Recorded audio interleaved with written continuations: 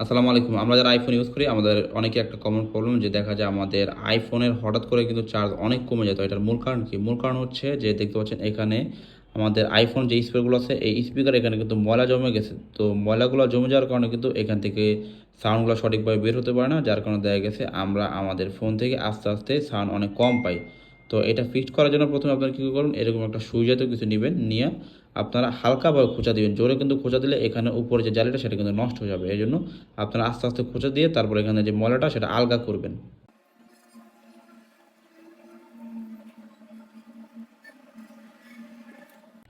তো খোঁচা দিয়ে ময়লাটা আলগা করার পর আপনার একটা ব্রাশ নিবেন, বাথ ব্রাশ, আর একটু পরিষ্কার নিতে হবে ব্রাশটা। তারপর কী করবেন, আপনারা এটা সুন্দর করে পরিষ্কার করবেন। আপনারা এতক্ষণ যে সুই দিয়ে খোঁচা দিয়ে এটার ময়লাটা আলগা করছেন সেটা কিন্তু এখান থেকে এই পরিষ্কার করে নেবেন।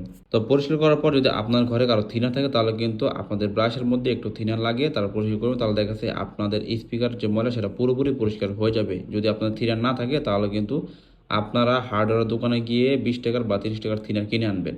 তো আমি একটু ব্রাশের মধ্যে লাগিয়ে নিচ্ছি।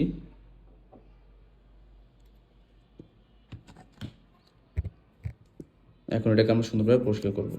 এখন কিন্তু আমাদের যে স্পিকার সেটা কিন্তু পুরোপুরি ক্লিন হয়ে যাবে।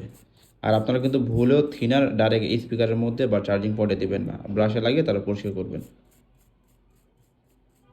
চাইলে কিন্তু আপনারা আপনাদের চার্জিং পয়েন্ট সেটাও একটু পরিষ্কার করে নিতে পারেন। তাহলে দেখা গেছে অনেক সময় ময়লা যাওয়ার কারণে কিন্তু আমাদের ফোন চার্জ হতে চায় না। তখন এটা কিন্তু পরিষ্কার হয়ে গেলে আমাদের ফোনটা চার্জ হবে।